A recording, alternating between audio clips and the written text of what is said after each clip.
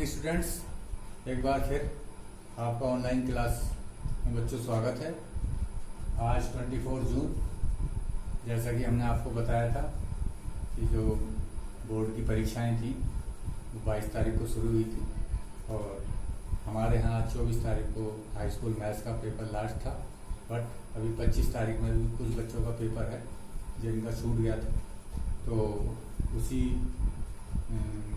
को आगे बढ़ाते हुए अपने कार्य को चैप्टर 6 आज हम शुरू करेंगे, जिसका नाम है अवकलज के अनुप्रयोग। जो आपने चैप्टर 5 में डिफरेंशिएशन पढ़ा है, अब उसका एप्लीकेशन है, उसको हम कैसे यूज कर सकते हैं।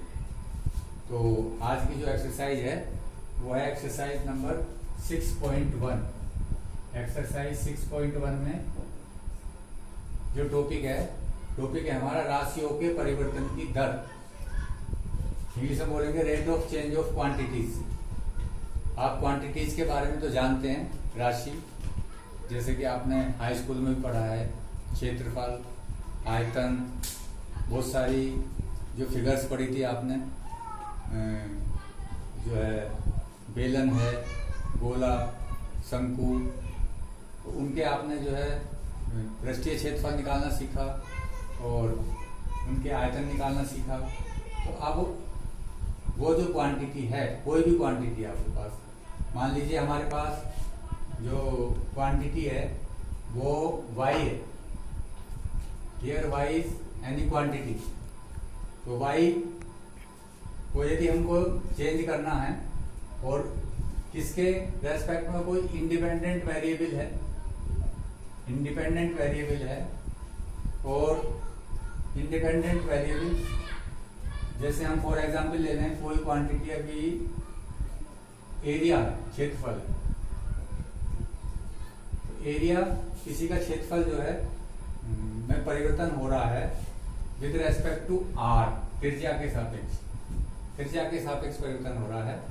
तो अब ऐसा भी हो सकता है कि वो त्रिज्या भी चेंज हो रही हो टाइम के साथ साथ, t के सापेक्ष। और एक और भी हो सकता है कि एरिया जो है समय के साथ बदल रहा हो, ये भी हो सकता है।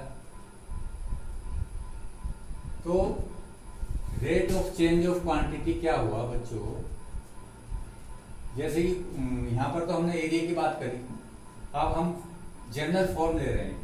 कोई भी जनरल फॉर्म क्या हो सकती है, जैसे कि आप पढ़ते आ रहे हो y equal to f x, कोई फंक्शन है तो y यहां पर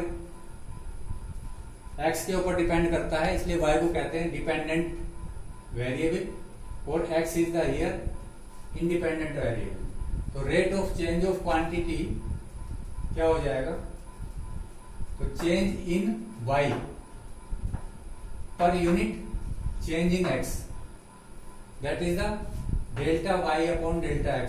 यदि हम इनका डिफरेंस निकालें तो delta y upon delta x आ जाएगा। और बहुत ही छोटे इंटरवल के लिए जब हम करेंगे, और स्मॉल इंटरवल के लिए क्या हो जाएगा, dy अपॉन dx।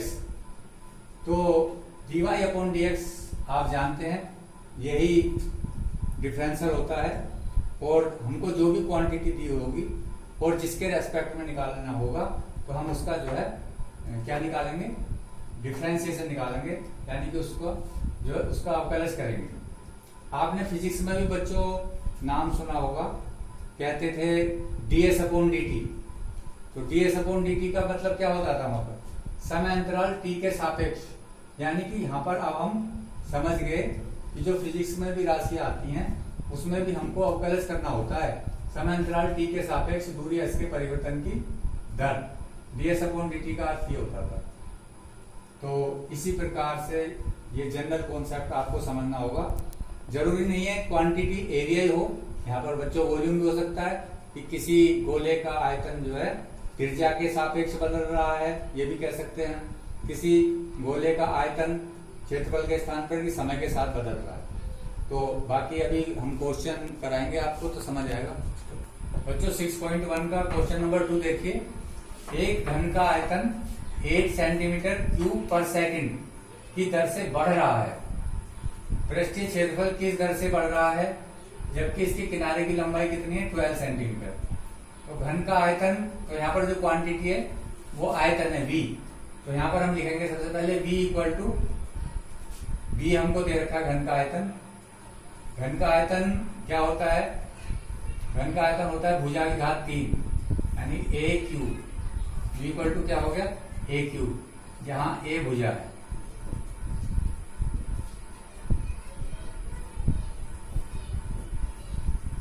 और ये 8 सेंटीमीटर पर सेकंड, यानी कि यहाँ पर जो है इंडिपेंडेंट वेरिएबल जो है पर सेकंड दिया, समय t टाइम है। तो हमको क्या दे दिया है, d v upon d t क्या दिया हुआ है हमको, ये दिया हुआ है 8। जो चीज दी हुई है उसे पहले लिख लीजिए।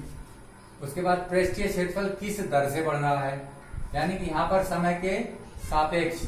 अब यहाँ पर जो है पृष्ठीय क्षेत्रफल a, पृष्ठीय क्षेत्रफल a है, तो हमको क्या निकालना है, D a upon d T किस दर से बढ़ रहा है ये निकालना। जबकि इसकी किनारे की लंबाई, मतलब जो घन का किनारा होता है बच्चों, वो उसकी घन की भुजा कहलाती है। तो हमें a बराबर कितना दे दिया गया यहाँ पर, 12 सेंटीमीटर। अब देखो कैसे करोगे इसको, स्टार्टिंग से करिए। v इक्वल टू है a क्यूब, तो हमें निकालना है t के सापेक्ष। तो हमें लिखेंगे t के सापेक्ष अवकलन करने पर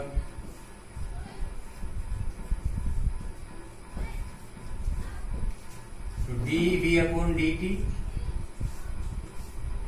इक्वल टू ए क्यूब है, तो ए क्यूब क्या आ गया, 3a² into d a upon d t, t के सापेक्ष निकाला। तो ये आ गया d a upon d t. इसको आप d v upon d t छोड़ दीजिए, यहाँ पर d v upon d t की वैल्यू रख दो कितनी, 8 equal to 3a² into d a upon d T. Therefore D a upon d T बराबर 8/3 इंटू a²। तो ये आ गया नंबर 1, डाल दीजिए इसको। अब हमको निकालना है क्षेत्रफल। तो घन का पृष्ठीय क्षेत्रफल आपको 9th क्लास में पढ़ाया गया था। घन का पृष्ठीय क्षेत्रफल यहाँ पर कर देते हैं, घन का पृष्ठीय क्षेत्रफल।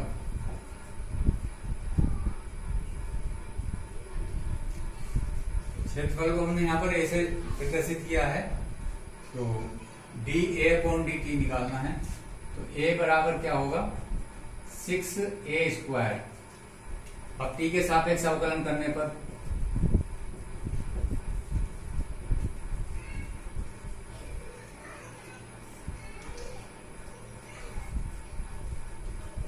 तो ये आया d a upon d t equal to 6a² है, तो a² का क्या हो जाएगा, 2a, जैसे x² का होता है, multiply d a upon d T.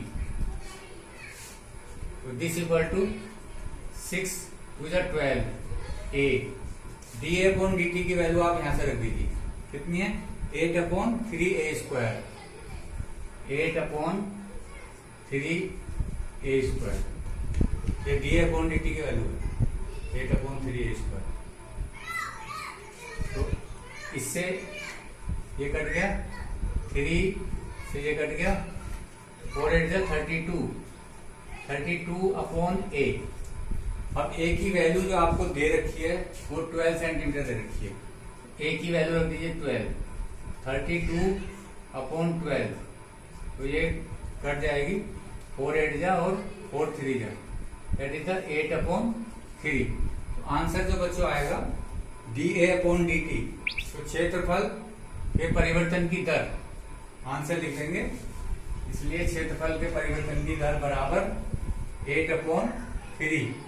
क्षेत्रफल के परिवर्तन की दर